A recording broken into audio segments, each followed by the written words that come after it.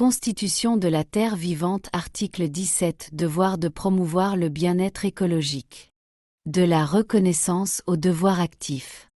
L'article 17 de la Constitution de la Terre vivante complète et renforce l'article 16 de manière cruciale. Tandis que l'article 16 affirme le droit de chaque être humain à un environnement sain, l'article 17 établit le devoir corrélatif et actif de tout un chacun de garantir ce droit pour tous.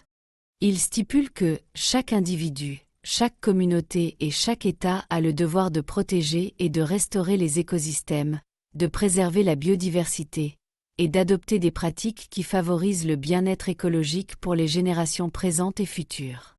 Cet article est une déclaration puissante qui transforme la reconnaissance d'un droit en une responsabilité universelle et incontournable, forgeant un lien indissociable entre nos droits individuels et nos obligations collectives envers la planète. Historiquement, la notion de devoir envers l'environnement a souvent été reléguée à des initiatives volontaires ou à des obligations légales minimales. L'article 17 élève ce devoir à un statut constitutionnel, le rendant aussi fondamental que le droit qu'il est censé protéger. Il reconnaît que la jouissance d'un environnement sain ne peut être passive, elle exige un engagement proactif et continu de la part de tous les acteurs de la société.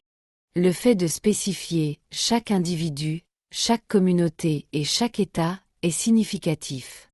Cela signifie que le devoir n'est pas uniquement celui des gouvernements ou des grandes organisations, mais qu'il s'étend à chaque personne, à chaque village, à chaque entreprise et à chaque nation, chacun ayant un rôle à jouer, proportionnel à sa capacité et à son impact. Le devoir de protéger les écosystèmes implique de cesser les pratiques destructrices et de mettre en place des mesures de conservation robustes. Cela signifie la fin de la déforestation irréfléchie, la protection des zones humides, des océans et des sols fertiles, et l'arrêt de la pollution sous toutes ses formes. C'est un appel à l'adoption de modèles de développement qui respectent les limites planétaires et qui intègrent la valeur intrinsèque de la nature dans toutes les décisions. Il s'agit de s'assurer que les activités humaines ne dépassent pas la capacité de régénération des écosystèmes, garantissant ainsi leur fonctionnement continu et leur capacité à fournir les services essentiels à la vie, air pur, eau douce, pollinisation, régulation du climat, etc. Le devoir de restaurer les écosystèmes va au-delà de la simple protection. Il reconnaît que de vastes pans de la Terre ont déjà été dégradés ou détruits par les activités humaines. Ce devoir implique un engagement actif dans des initiatives de réhabilitation, reforestation, restauration des sols, dépollution des rivières et des océans, et réintroduction d'espèces disparues. C'est une obligation de réparer les torts passés et de travailler activement à la guérison de la planète. Cela nécessitera des investissements massifs, des innovations technologiques, et un engagement collectif à long terme pour inverser la tendance de la dégradation environnementale et permettre aux écosystèmes de retrouver leur vitalité. La préservation de la biodiversité est un volet crucial de ce devoir. La diversité des espèces est la richesse même de la vie sur Terre et la garantie de la résilience des écosystèmes.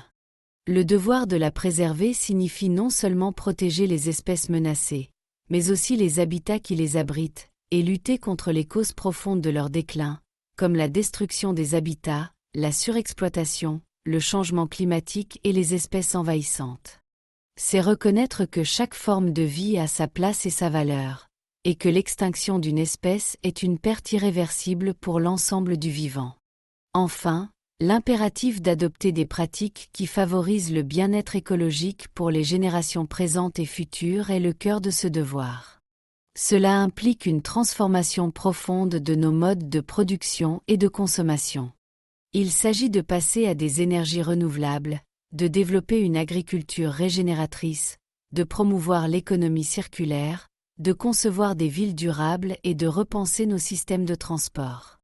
C'est un appel à l'innovation, à la sobriété et à la responsabilité intergénérationnelle. Ce devoir exige que nos actions d'aujourd'hui ne compromettent pas la capacité des générations futures à satisfaire leurs propres besoins et à jouir d'un environnement sain et riche. Il inscrit la durabilité non pas comme une option, mais comme une exigence morale et existentielle. En somme, L'article 17 n'est pas une simple recommandation, c'est un mandat constitutionnel qui nous lie collectivement à la Terre. Il fonde une éthique de la responsabilité partagée, où la protection et la restauration de la nature deviennent une composante essentielle de la citoyenneté mondiale. C'est la reconnaissance que le droit au bien-être écologique ne peut exister sans un devoir universel de le garantir, faisant de chaque habitant de la Terre un gardien actif de sa vitalité.